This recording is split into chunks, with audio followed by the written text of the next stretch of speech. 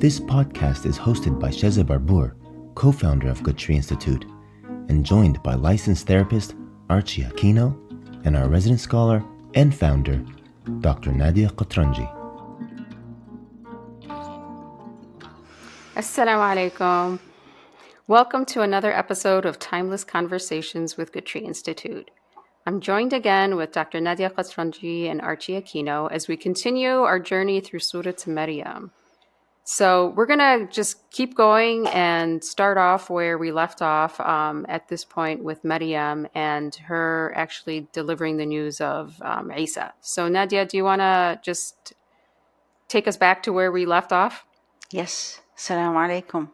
Walaikum assalam. All right, let's get started. Bismillah ar-Rahman ar-Rahim. So where we were at was the fact when Allah subhanahu wa ta'ala, if you remember how Allah subhanahu wa ta'ala addressed Maryam and sent her these messages to ease her pain and all kinds of levels of pain that she had. And the most importantly, her concern of how to deal with the people. So what Allah subhanahu wa ta'ala said is that, just don't speak. So it's as if he's telling her, I'll take care of it. So now she delivered, which is not mentioned in here, but she delivered and now she has the baby and she's back to her people. So Allah subhanahu wa ta'ala is saying, فَأَتَتْ بِهِ قَوْمَهَا تَحْمِلُهُ. She came with him. She brought the baby, Isa alayhi salam, to her people. She's carrying him. So when they saw that, of course, obviously, the first thing that came, قَالُوا يَا مَرْيَمْ. They said, Oh Mary, لَقَدْ جِئْتِ شَيْئًا فَرِيًّا. You came with a thing that is very strange. The word fariya comes from fariya, which is to cut, like something that is cut from the norm, something that is not something that we're used to. So, and then they continued, Ya ukhta Harun. So, the sister of Aaron. So here, Harun, who is Harun, who is Aaron? There are so many options that in the books of tafsir that there say who Harun is. One of them was the aspect that she is from the descendants of Harun, Musa's brother, alayhi salam, and that's why she mentioned that. Or the fact that she was very pious, and Harun, there was a person who was very pious whose name was Harun, and she kind of like this resembled her to him. Or that Harun was somebody also from her community who was not good, and they kind of like resembled her to him because she did something that that was wrong. So it's kind of like one of these three. You're throwing shade. Exactly. Oh, that's interesting. So they kind of like, they start mocking now, right? So they start with this and they say, so either way, they're kind of like, what's up? Like, really? Yeah. We didn't think you would be like that. And then they even went further. مَا كَانَ أَبُوكِ امْرَأَ سَوْءٍ. Your father was not a person who is bad. وَمَا كَانَتْ أُمُّكِ بَغِيًّا. And your mother was not unchaste. She never did that. She never did something like, to that extent. So where do you come up with that? So now what happened is that she pointed to him. فَأَشَارَتْ إِلَيْهِ. She didn't say anything, as Allah subhanahu wa ta'ala told her not to. She pointed towards him. فَأَشَارَتْ إِلَيْهِ. قَالُوا. They said, كَيْفَ نُكَلِّمُ مَنْ كَانَ فِي الْمَهْدِ صَبِيًّا. How are we going to speak to somebody who was in the cradle, a boy, who was just like, how can we speak to a baby, basically? Yeah. And that's where the miracle happened. قَالَ إِنِّي عَبْدُ اللَّهِ. That's where Isa alayhi salam, they say he was nursing, and he looked up and he said, قَالَ إِنِّي عَبْدُ اللَّهِ. I said, I am the abd of God, the one who submits and surrenders to Allah. آتاني الكتاب. He gave me the book. وَجَعَلَنِي نَبِيًّا. And he made me a prophet. So he's even saying from the beginning, like, I'm going to be a prophet. It's already destined that I am somebody who is going to have a message and who is going to be a prophet. وَجَعَلَنِي مُبَارَكًا. And he made me blessed. Mubarakan, remember the aspect of barakah, where there's so much that comes out of something that's very little. It stays the same no matter how much is happening. And that's very true about Isa alayhi salam and how much happened just from these few years that he lived. وَجَعَلَنِي مُبَارَكًا أَيْنَمَا كُنْتُ. Wherever I was.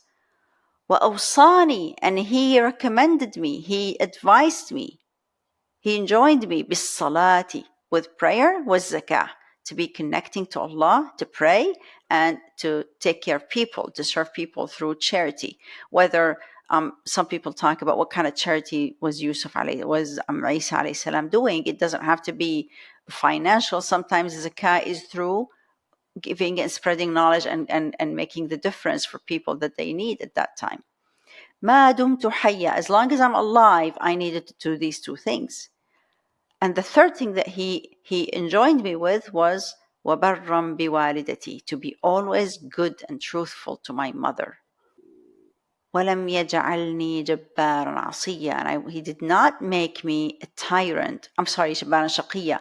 وَلَمْ يَجْعَلْنِي جَبَّارًا شقيا. He did not make me a tyrant who is miserable. And then finally he says, وَالسَّلَامُ عَلَيَّ, and peace be unto me. يَوْمَ وُلِدْتُ, the day I was born. وَيَوْمَ أَمُوتُ, and the day I die. وَيَوْمَ أُبْعَثُ حَيًّا, and the day I'm raised alive. So these are Isa alayhi salam's words. And that's where Allah subhanahu wa ta'ala says, ذَلِكَ عِيسَى ibn Maryam. That is Isa, Jesus, the son of Mary. قَوْلَ الْحَقِّ, the saying of the truth. Before I finish the ayah, I just want to kind of like really let us sit with what he said. And this is such a profound moment, profound happening that happened in the history of time. And just to kind of like really reflect on it a little bit before we get into the outcome of that, or what happened afterwards. Yeah, I mean, it's like such a concise, bullet-pointed way of speaking. Like Isa lists out 8 things, just like this, that he is a servant of Allah, that he received the book, that Allah made me a prophet. I will have barakah in this life. Recommended to me prayer and charity. I have to be good to my mother, and I will be good to my mother, my parents. And I'm not a tyrant, and peace is coming. Or peace, I was like, and I'm not miserable. Yes, and I'm not miserable. Mm-hmm. But it's such a a list of just very concise, this is who I am, this is what Allah said I am. And that's different than the Christian version. And I never heard about Jesus speaking as an infant in the Christian version. Yeah.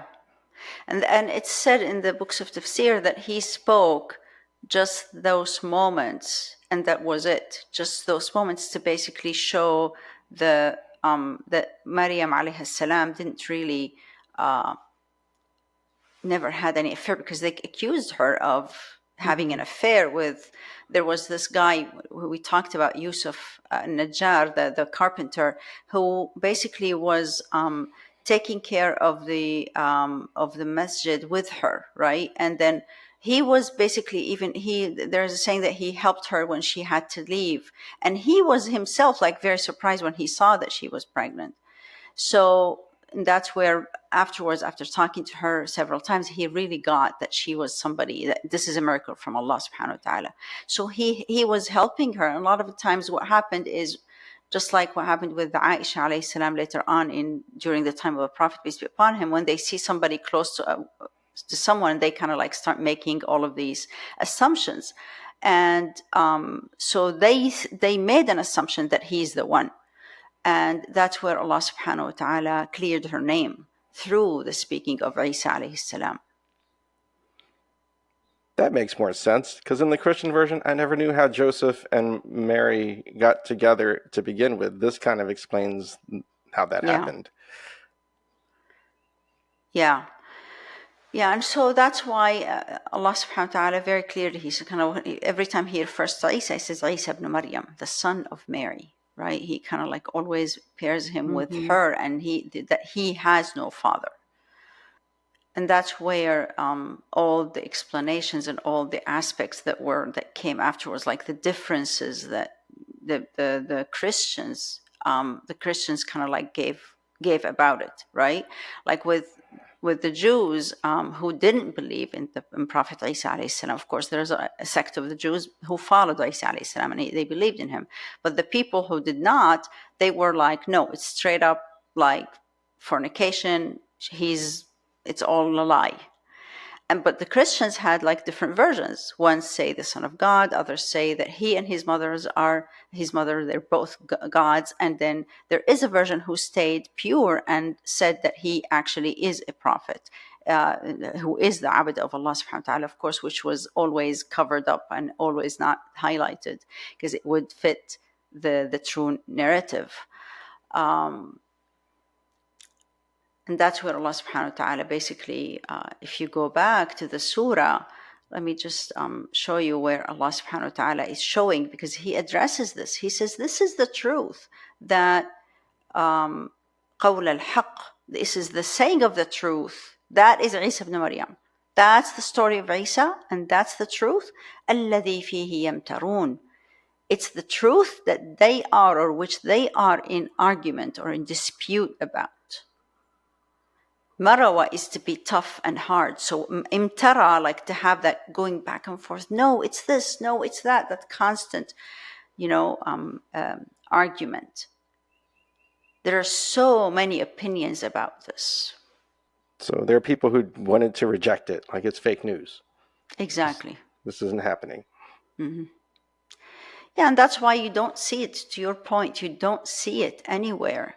As Sheikh Sharawi, may God bless his soul, said, that's why they basically all negated.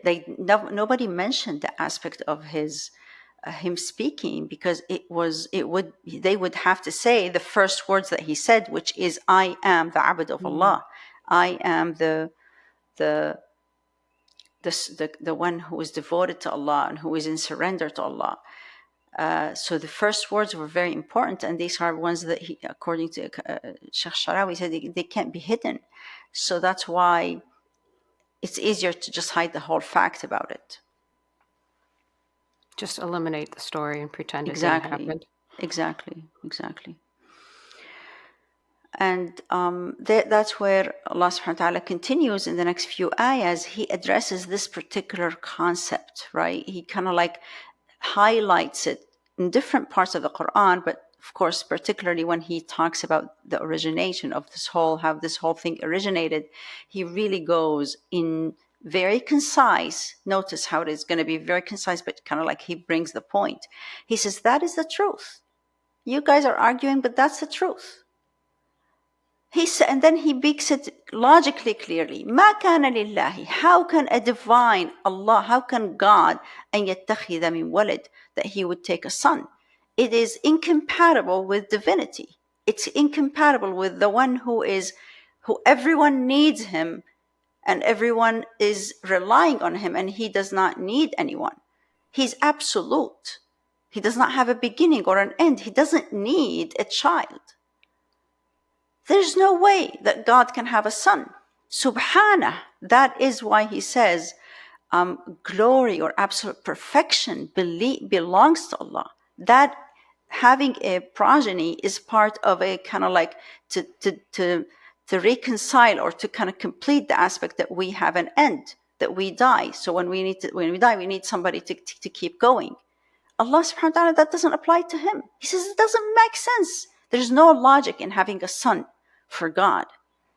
He says, Subhanah, absolute perfection belongs to him. إِذَا قَضَى أَمْرًا. If he ordained a matter, فَإِنَّمَا يَقُولُ لَهُ كُن فَيَكُونَ. Then he would just merely say for it be, and it is. He doesn't need anything. Even creation happens in just a word. So he kind of like brought us back to the understanding, you guys are messing up. You're missing the point of who God is. You're not understanding the difference between the divine and everything else. And that's what's so amazing and beautiful about the deen of God, about the path of God, which every single prophet came back to purify that. And alhamdulillah, Allah subhanahu wa ta'ala kind of purified it forever for us through the last message, through Islam. That makes so much more sense than the Trinity ever did to me, because that was I had the same question. Like, he's the Almighty, all powerful, but he made his son to talk to us because he needed that for some reason. It just never added up to me. Yep. And that's why he ends by saying, and this is kind of like more a saying of Isa, it seems, وَإِنَّ اللَّهَ رَبِّي وَرَبُّكُمْ. And definitely Allah for sure is my caretaker, my owner, my restorer, the one who nourishes me, and your caretaker. There's only one real true caretaker. He is Allah. فَعْبُدُوهُ. So you and I, we need to surrender to him. We need to be abid to him. Because at the end of the day, that is the reality, whether we like it or not. هَذَا صِرَاطٌ مُسْتَقِيمٌ. And that's why he said this is a straight path. This way is the way of truth. This way is the way that is according to how things came. We try to do other things, but this is the truth. And that's why he ends by saying, فَاخْتَلَفَ الْأَحْزَابُ مِنْ بَيْنِهِمْ. So the parties differed among each other, as we just mentioned, between the Jews and the different sects of the Christians. And that's where he says, فَوَيْلٌ لِلَّذِينَ كَفَرُوا. So woe to the ones who covered the truth. مِن مَشْهَدِ يَوْمٍ عَظِيمٍ. Of a day, of a scene that is very great, of a day that is great. أَسْمِعْ بِهِمْ وَأَبْصِرْ. Listen to them at that day, and look at them at that day. يَوْمَ يَأْتُونَنَا. When they come to us, and they see that, like, they are confronted with this fact. لكن الظالمون اليوم في ضلال مبين. He says, however, the oppressors at that day are in a great loss. Oppressing over here, when you cover the truth, that leads to oppression. You deviate so many people. And then just think about how much of a deviation that happened after, from just making these claims and saying that he is the Son of God. How many people got lost because of that, or became in a loss because of that? And that's dhulm. That's oppression. It's a lot easier back then to deny this happened because there was no video. And so only if whoever saw it would be the true believers, right? Because they can't deny it. But then everyone who's like hearing it is like, yeah, right. I don't think that happened. You're making this up. Yep. Well, and we also don't know, people could have seen it and still denied it. Mm-hmm. Just how people see scientific proof or, things that are very clear and just say, no, that's fake, even to this day. So we don't even know from the people who physically saw it, how many of them believed and said, oh, this is it, or how many of them still saw it and then just said, yeah, I don't know, that was kind of weird. And yep. I'm not going that way because it hinders too much. There's something, it's interesting because this conversation has taken its toll from like being a conversation we had originally about a scandal with Maryam to now you're seeing the shift in the conversation about the power struggle and believing and not believing and tyranny and oppression. Yeah, absolutely. And I think the biggest point here to really, to your point, to highlight, as you said, even sometimes you might see it and it may not make any difference. And Allah says it in the Quran many times, says, listen, I can get you all kinds of signs, but it really, if you don't want to see the sign, no matter how explicit it is, you're not going to see it. They would say, look, bring the Quran from the sky. We need to see it coming down, then we believe. He says, listen, if I do all of this to you, if you don't want to believe, you don't have to. And the camel of Salih alayhi salam was one very clear one. He says, you guys asked for a camel to come out of this rock, 9 months pregnant, and I gave you exactly what you asked. What did they do? I don't know. They went and killed it. That didn't change. They didn't believe. So it's never about the sign is not powerful enough.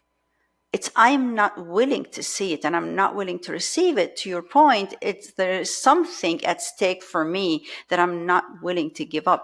A lot of the times, that's where the problem is. It's never logic. It's never logic. Because Allah's way and the truth is very logical. It makes perfect sense. And that's why Dr. Lang always used to say, just like, if somebody doesn't believe in God, it's very rare that they need to hear from you the proof, the scientific proof and these kinds of things. That's not where their problem is. Their problem is more psychological, more what they are hiding. Maybe because of fear, maybe because of concerns, or maybe because of, as you said, like there's some powerful thing that I'm at that I just don't want to give up.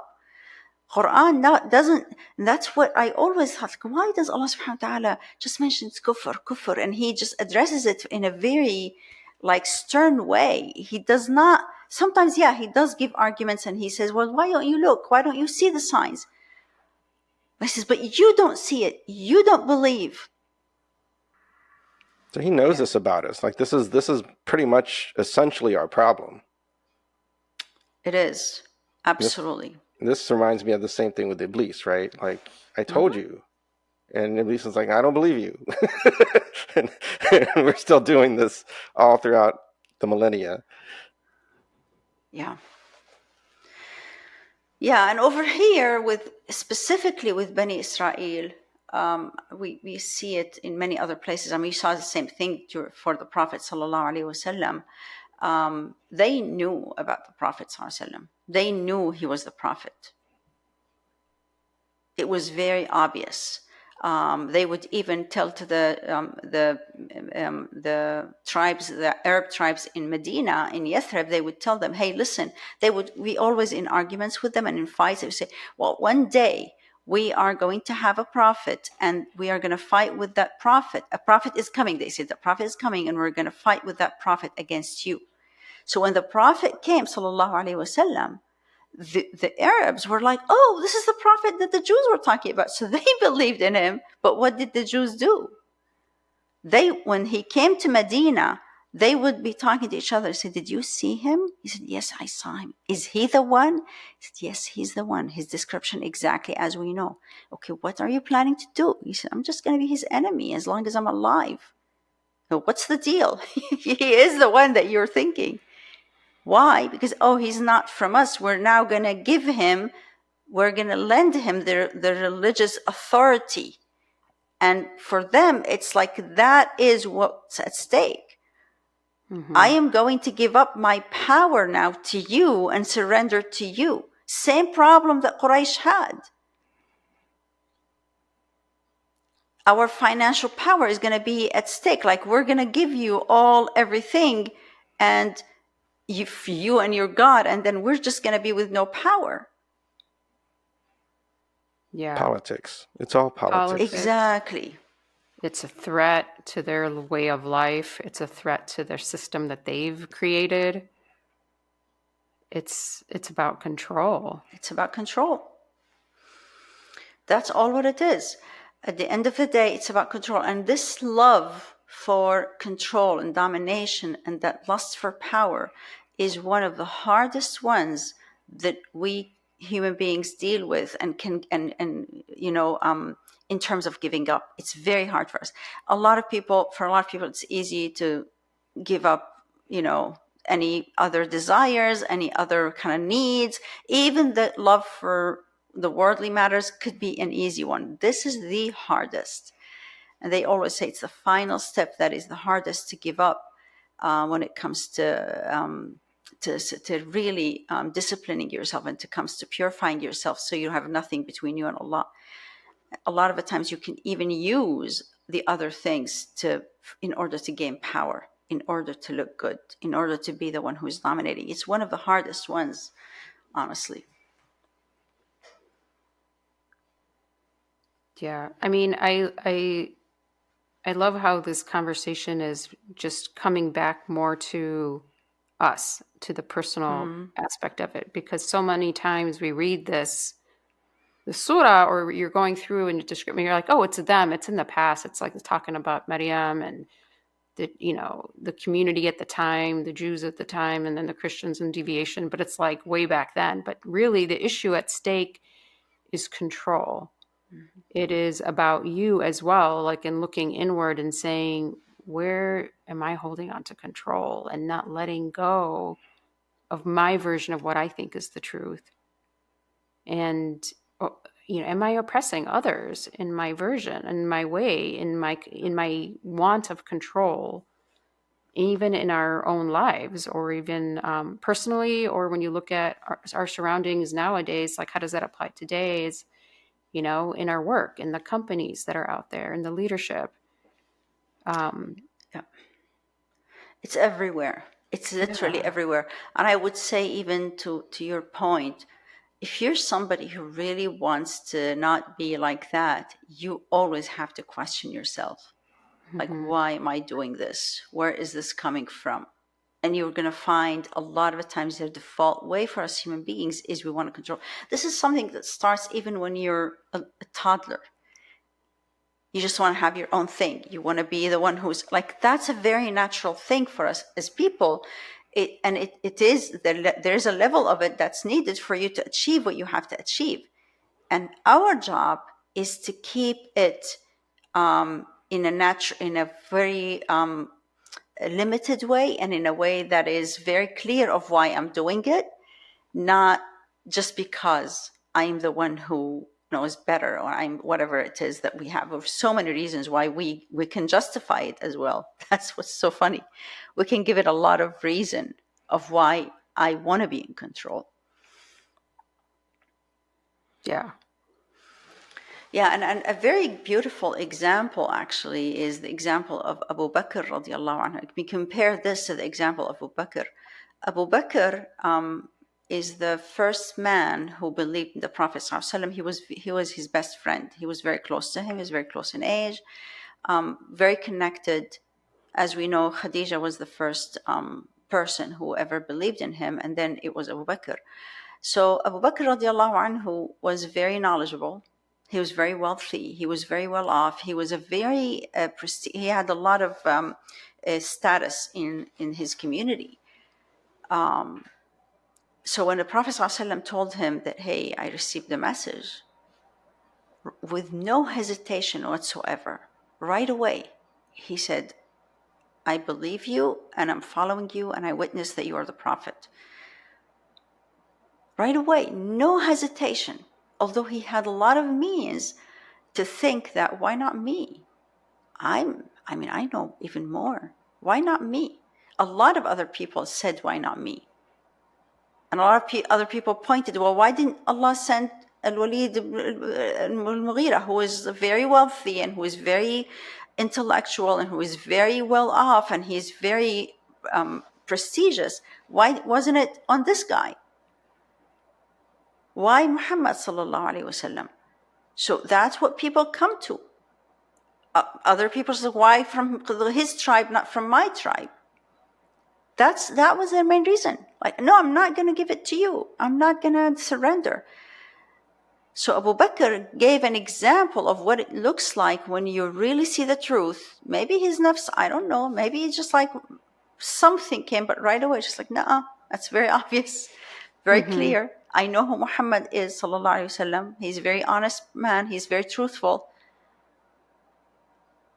He took it in right away.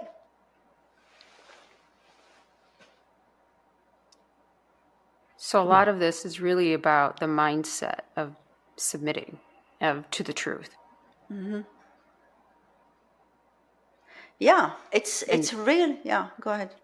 Well, I'm just thinking, like, it's just, it's submitting to the truth and letting go of your control for a greater good, for something that's so much bigger than you. And you see that this is something beyond you. And this is something for humanity. And it's something for, such a larger impact that you take a step back and you're like, okay, this isn't about me, and this isn't about my power and, little what I'm trying to enforce in my life and those around me. Yeah.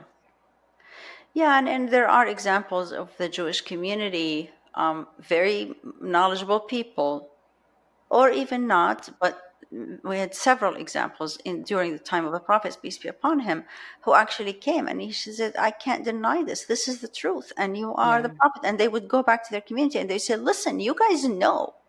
You and I know that he is the prophet, and the fact that you're just denying it is your problem.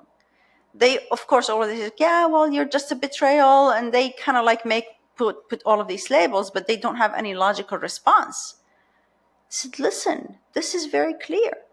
And to your point, the aspect of letting go of that control to go beyond you is where the test is. This is not easy, and I believe me, I mean, for our psyche, this is the hardest one to do. To feel that I am just going to let go of me being the one, me being seen as the one, and go beyond me. Khalid radiallahu anhu, one of the Sahaba, one of the companions of the Prophet, he was a military genius. He was amazing, and everybody just loved it when he became a Muslim, and he made a huge difference in his presence. He was phenomenal. After at the time of Umar, when he was being a Khalifa, that's kind of like past the Prophet's time, and so when he went to lead an army, and it was as he was leading the army, Umar sends a message to Khalid, and he says, you step down from the leadership of the army and you give Abu Ubaidah the leadership, and you just go back to being a normal soldier. And he said, there was nothing in my life that was harder than that moment. Yeah. People say he could have easily defected and said, no, what do you mean? I'm better. What do you mean? There's no one that's more qualified than me. And people might have just followed him, maybe. So that's the thing. We have examples of people who were just like, no, it's not about me. It's about the bigger cause, and I'm going to let my own self-interest stay aside. And there are people we are examples of people who are like, I'm just not able or willing to address this. It's all about me. I'm not willing to budge from there. And they would give you all kinds of justifications. And I think that's the part that we really need to see. We need to understand this is more of a, like there is a science to it. Mm-hmm. You know, it's good to understand, how does this manifest? When you are somebody who wants to be in control, there is a manifestation to it. Yeah, I mean, let's dig into the psychology of it a little bit more so we understand ourselves. Where do we see ourselves in this? And then, and around us. So, yeah, that's a good question. What does being in control look like? What are the manifestations of it? Yeah, it's not always like obvious, because we all know the obvious ones who are trying to dominate and are, my way or the highway. But there are other more subtle ways people can be like this, like they just want to keep the control and they do little things to keep the control. And I think that's more relevant to everyday life. It's just like rigidity. Yeah. It's just being rigid and not being open to hearing other sides or other perspectives. And this is very common when as a domestic violence counselor. This is exactly what I deal with and try to educate people about all the time. This manipulation and eroding people's confidence in themselves is a way of dominating them. Yeah. Right. Yeah, there's a lot of manipulation, as you said. And one of the biggest ones for me is like, even I see it with myself, when I used to not pay attention to this, is you're not willing to listen. There's no space for conversations. It's kind of like, no, you don't understand. It's only like you are not seeing that there's any possibility besides your way. You're just not willing. This is a sign. that you just want it to be your way. You're not willing to listen. I remember I would notice myself, I'm thinking that I'm listening, but I'm just can't wait until I say, no, it has to be this way. You don't understand. I cannot give answers, right? There is Like you're no ready for the space. rebuttal. Ready for all the time. Yeah. Or listening for points to make the rebuttal. Just ways to shut them down. That's all you're listening for. Yep. Yeah, you don't even have an ability to see that maybe this other human being actually is as qualified as I am, and actually might have even a better look at things and might have something that I'm just missing. That is the beginning of why a person becomes in this category. You know, the advanced stages of being in control and being dominant becomes more of a kind of like oppression, and becomes more of abuse and all these kinds of things, and later stages of it. But how it starts is me just being in this way of being, where it's only my mind, it's only me, I'm the only one who has that understanding, and I'm just not being able to see otherwise. So let me ask a question. Where do you think this is coming from? Like, why do we want to be in control? Like, what's the source that's driving the need for control? There's so many things. there's so many possibilities here. It's not just like one thing that makes everyone do this. You know, different people have different reasons, and a lot of people are really keen on the word narcissist today. Yes. And so narcissism is a factor, and it's just like some people have to feel important. Some people have to have the glory. They have to be special, and this is their way of accomplishing that. Is this holding on to this power? And then there's overcompensating, like people who are so terrified of being oppressed themselves that they feel like they have to be proactive in doing the oppression. That's their so solution. True. Yeah. And you see that with people who've, come from being abused in the past or having intergenerational trauma. This is something that may be happening on a subconscious level even. It's not even like they are aware that they're doing it all the time.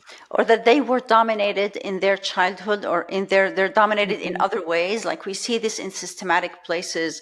I remember even where I grew up, it's kind of like everything is dominating. It's kind of dictatorship, and it's kind of like even in the house, it's dictator. Like there's always that dominance, because I said so, because I am this.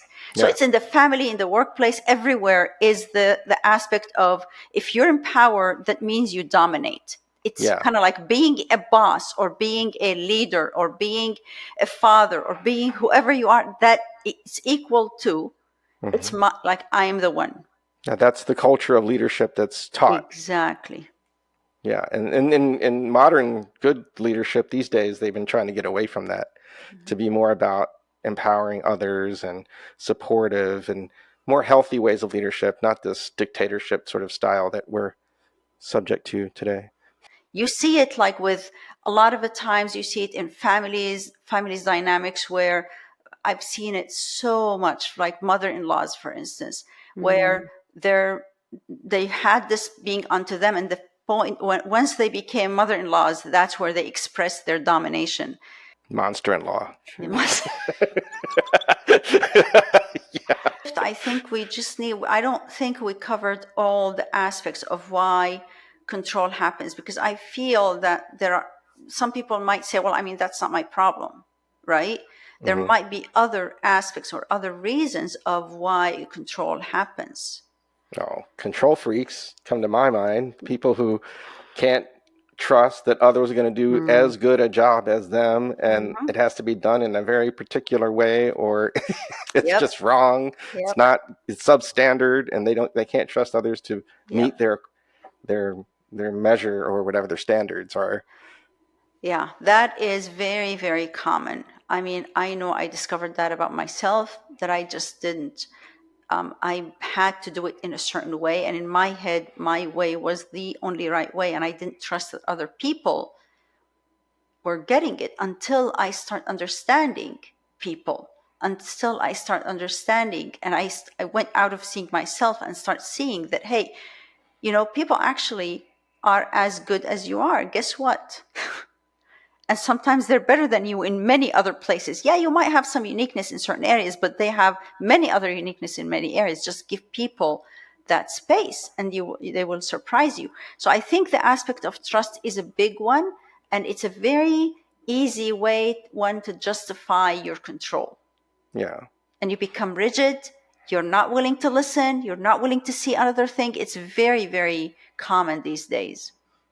And another one is when people are so attuned to how out of control everything around them is. The world's crazy. There's wars. I can't control anything. That they really look for a way to have a sense of control over their little bubble that surrounds them. Give them a sense of safety. And if you're kind of like feeling you're not safe. So this is the third basically major element is more of that, like, I don't feel safe. So kind of like having some sense of control give me some safety, which is a pseudo safety, right? Yeah. Well, it's like a false sense of control. You're saying I'm going to make it under my power, but really it's not, because a lot of these things don't change around you, but you feel all of a sudden empowered. And that could be coming from feeling like all their life they were told they're not good enough. And now they're always trying to prove they're good enough. And the way they do this is by holding onto that power and not letting anyone else prove that they're good enough. Well, because you're looking for value in other people. And people can be very disappointing, and we shouldn't be looking for value in others. We should be looking for value with Allah. Yeah, because when you look for value in others, you're giving others the power to determine your value. And subhanAllah, the beautiful example that we have from the companions of the Prophet, peace be upon him, is so beautiful. We have so many different characters in the people who were around him that we are able to kind of extract all of it, right? So we mentioned the example of Abu Bakr. The other magnificent example is on the other end, right? So Abu Bakr was very powerful, and yet he gave up his power fully, and he was just like, you're the one. On the other side, Bilal radiallahu anhu, Bilal was a slave. And he was under that slavery, the impact of it and the oppression of it. When he saw the truth, when he saw what it is to actually, he understood his worth through him being connected to Allah. Ahadun ahad, I'm connected to the one. The moment he got his value and his worth from there, whereas he was seen as not good enough and as worthless, and he was dominated. The moment he saw that, he shifted and he became a Muslim, and they tried to bring him back. They tried to keep reminding him, you're just nothing, you're nothing. And he was like, ahadun ahad. And that's why Umar said, Abu Bakr Sayyiduna, Abu Bakr is our master, وَأَعْتَقَ سَيِّدَنَا, and he freed our master. Because Abu Bakr is the one who went to Umayyah, and he told him, how much would you sell Bilal for? Because that's how they did with slavery. And so he gave him whatever, and he freed Bilal radiallahu anhu. So the example, just to see how he got his worth, he understood that my worth is because I am a abd to Allah. I don't need to do anything, and you don't need to do anything to me to get my worth. It clicked for him. This is freedom. To feel that I don't need to do anything to show that I'm worthy, to show that I'm right. That is absolute freedom. I'm doing it because I know this is the right thing to do. But I'm valuable. Regardless. Yeah, that's true power. That's true power over yourself. So that's a good question. Like you give that example of Bilal, and he, you talked about having that shift in mindset. So like, how do we then make that shift? Yeah, so it's very important to really understand something. First of all, don't say that, oh, I don't have any of that. It's a very natural to have some kind of tendency, and notice if which one would speak to you. Yeah, right. So you can, if inshallah ya Rabbi, you're not dealing with any of that, but at least to kind of like keep an eye on it so it doesn't get out of check.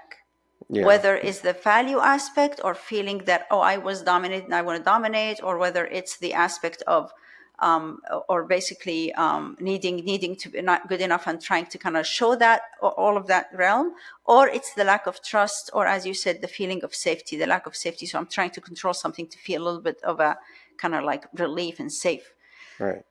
And in domestic violence counseling, the quick and easy way of remembering this is, if you're trying to do something to have a sense of control over yourself, that's healthy. If you're crossing the line into controlling others to give you that, that's where you're crossing the line into unhealthy and oppression and abuse. Yeah.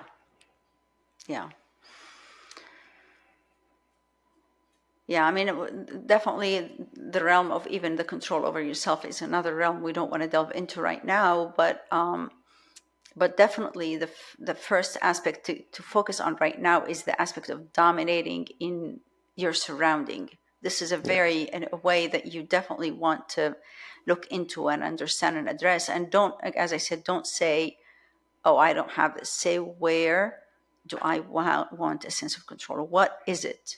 Like, just look at the signs, look at the reasons, and also the other thing that I'm also thinking, before we get into the how, just see what impact does it have on you.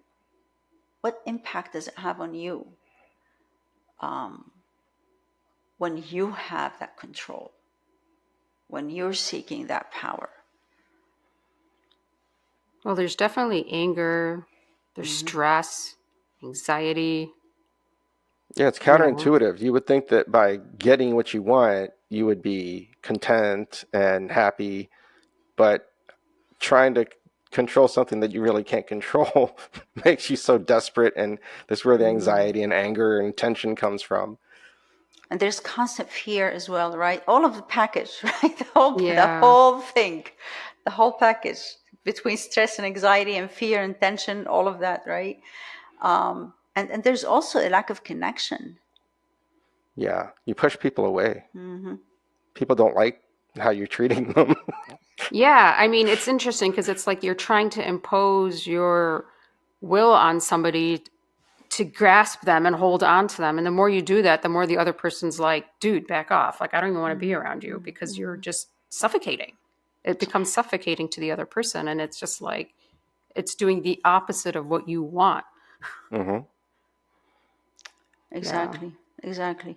And even the safety aspect that we're talking about is something that you don't have. When you look, like, a lot of times you're kind of like chasing safety and you don't have the safety. That's the other thing. It's just like, subhanAllah, as you said, it's totally counterintuitive. And that's a huge realization, by the way. If you really start looking, like, the reason why you're doing something is that, and you're not getting that. To me, it was like, oh my God, mind-boggling. I'm after this, and guess what? I did not achieve it. I didn't get it. Whereas if you let go, you will get that. And we often see people who are all about seeking safety through this kind of unhealthy way of getting it. They often end up a prisoner of their whatever they've designed to make themselves safe. Yeah, and I want to make sure we also distinguish between the responsibility and this aspect of control, because especially with the aspect of trust, a lot of people say, well, what do you mean? I mean, if people are not able to do what they need to do, then how can I trust? Well, I mean, that's something if you feel that there's a lack of knowledge or a lack of responsibility in certain areas, there is a learning moment, and there are aspects that you need to develop, whether for yourself or for the people you're working with. Whether you are a director of some place, or whether you're a family leader, or whatever it is, like, there is an aspect of responsibility, and you teach people, but you give people space and you hold people accountable, and there is a process to this, but at the source of the responsibility is trust. There is an inherent trust that people are great, and that we all share that. It's not only me. It's not because I succeeded in something, I became this one. Like a very beautiful example in Surah An-Naml, Allah subhanahu wa ta'ala shows the difference between the Pharaoh and the Queen of Sheba. The Pharaoh was like, I'm the one, there's nobody else. Everybody else is like crap. Whereas the Queen of Sheba, she was a true leader. She was a real leader. Mm-hmm. She was very powerful, yet her relationship with her people was like, you guys tell me, what do you think? She would go back and forth. Yeah. I'm not going to move any space until you tell me. When she decided to follow the truth and follow what Sulaiman alayhi salam offered, they followed her because they trusted her. She demonstrated that aspect. She saw her people and she valued them. And that's the difference between responsibility and control. Right. Yeah. So then let's talk about shifting to that perspective. How, what would happen if we shifted our sense of control? How does letting go of control look like? Can you guys give us like kind of an analysis or stages of what that would look like for us to understand ourselves as first, but then also see it around us, I think it definitely doesn't happen like in one step. Yeah. It's like a process, just like a lot of human stuff. Human ways of changing always includes a process. And the first step would be rejection of what you were trying to do. Like you have to just say, okay, there's a problem. I don't think I should be doing this anymore. It's no longer serving me. And then you might be a little skeptic, you're like this, the rejecting kind first, and then you turn into this kind of skepticism of, well, maybe not, always playing devil's advocate. And this is where I kind of get stuck. Yeah. And third, you might, you get lost in the sense of in entertaining other possibilities. It's easy to kind of get muddy. And then you get a little confused about, well, there's so many possibilities. Which one do I go with? And then you start to look at, okay, well, there might be a perspective that is better than mine, and you really start to figure out how you can decide between multiple perspectives and negotiate with people, and not just be stuck on your one. And then you can accept the other perspective. It's kind of a skill, I think some people need to learn it. Yeah, and I'm just gonna to add to what you're saying. I think the with the rejection aspect, like rejecting the way that I'm being, I think there's a huge world in that particular one, and how to do that is to kind of like go through the analysis that we just mentioned, like really start noticing. First, start catching it. It's very hard to say that, I'm actually doing this because I want to be in control. It's very right because I'm dominant. It's very hard to see this. So seeing it is a huge achievement and accomplishment, and admitting it is a huge accomplishment. And then seeing how much it's impacting you, like it's actually not working for you. Yeah. These two are huge. If you're able to see and seeing why you're doing that, and you're actually not getting what you're trying to do. You think you're looking good, but you're really not. You think that you are in control, but you're really not. If you start like really delving deep into the thick of this whole process that we just mentioned, then that's going to be easy for you to say, you know what, I really need to shift this. This is not going to work for me. And so I think with that particular aspect that you mentioned, Archie, just like this is going to take some work from your end, from our end, from as people, until we get to see it. Once you make that decision, and to your point, the skepticism aspect is like, is this going to work? I don't know what way. Try it on. Try it on. Keep trying things. Keep seeing what's going to happen. You're going to be afraid in the beginning. It might work sometimes and it may not. And you're going to be like taking a risk, really. In doing these kind, it's very risky. It's not very easy, but because you never did that. But the more you try it, the more you say, "Oh, actually, you know what? It wasn't that bad. Oh, this actually gave a good outcome." So, to you, as you said, it's a skill you develop time after time, and then you start becoming very good at it. and you start seeing the difference. Yeah, but you have to have this trust that in Allah subhanahu wa ta'ala that things are going to work out in your favor eventually. Wow. I'm always so amazed at how much we gather out of these ayahs. Like, there's a lot to unpack in these ayahs that started out about Isa speaking as his miracle and what is really going on in this story, like the backstory to it and delving into it. It's amazing where we've come to in these few ayahs. So we do have questions for the audience, and it's very personal. It's a lot to unpack and think about. So, take out your notepad and think about these questions in relation to control, and where do you see yourself in control? So the first question to unpack: where do you feel like you are denying the truth to stay in control? Like the person who is in control has the last say or power. Like, I want things to go my way, my vision. Think about this in terms of work. Then look at it in terms of your family dynamics, in your relationships, with your friends. For instance, if you're in a leadership role at work and you don't want to let go of any control to your team, you want the final say, you want everything to come from you, and you can't accept others' ideas are better than yours. Or perhaps with your children. You don't want to accept what your children are telling you because you feel like you are the parent and you should be right.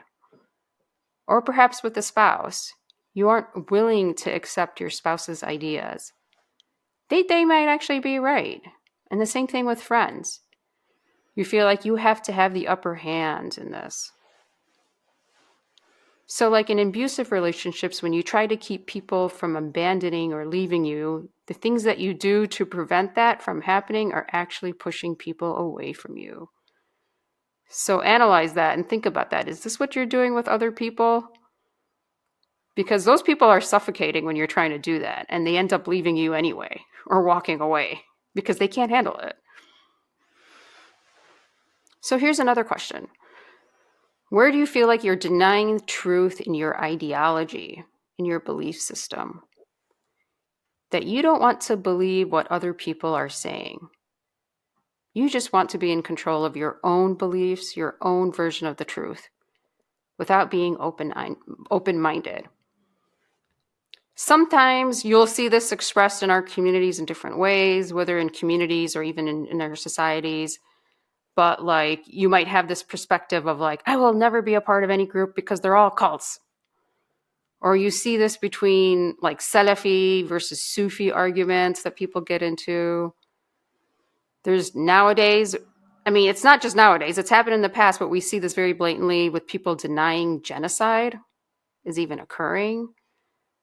We also see this nowadays, science versus fake news. Nobody's willing to believe it, or they just throw everything as fake news, that's not real. Mm-hmm. And then when you start looking maybe even closer, like tribal affiliations, families, like my family is better than your families, or my family's right and you're wrong, or even political parties, like what you adhere to. It's like, no, my political party is right and yours is wrong. And then there's racism, people who believe like, hey, my race is better than yours. These are all ideologies. And even you can go down to people within like how people's perspective on family names and prestigious family names have more title, they have more power. You see this in the US with like, oh, if you have like the Rockefellers and the Kennedys and like these families, but then even in our own countries or, that we came from, there's like people like, oh, yeah, they're from this family, they must be right. And they're better, they have more power or prestige. So think about this as all part of your ideology and belief system. Like, where do you see yourself? And then a third question is, are you someone that always says no? You reject things every time someone comes to you with an idea, like automatically, no, I don't want to believe that. Or feeling like even if it's a good idea, but you're just like that person that's always rejecting things. So are you one of those people that feel that sense of control? So then once you've identified where you dominate, look at why you do that. Like, what are you trying to achieve? Is it seeking self-worth and feeling valued? Or is it more of practicing the control that was imposed on you when you were a child? Now you get the power, you want the upper hand. Or is it just having a sense of superiority and feeling others can't be trusted and you should be the one and only? Are you just trying to get a sense of safety and control what you can, since many things are out of control in your life? Or what is the fear and insecurity that you're covering up and protecting with controlling others? Now notice how this approach is impacting your quality of life, your connection with people around you. Because there is an impact. So in conclusion, are you willing to shift this recognition of control to being more open to different perspectives? Also, are you willing to let go of your control for the greater good? Like in the example of Khalid ibn Walid, when he let go of his sense of control for somebody else to be the leader. Think about that, write them down, reflect, and join us inshallah next week as we continue with Surah Maryam. Assalamu alaikum. Assalamu alaikum. Assalamu alaikum. If you like listening to our conversation about the Quran, imagine how much more you would get out of participating in a live conversation about the Quran with Dr. Nadia and a room full of people engaging with the Quran. Join us at our next in-person Seeds of Wisdom retreat, online with our weekly Quran and Me sessions, or for the youth at one of our Camp Z retreats.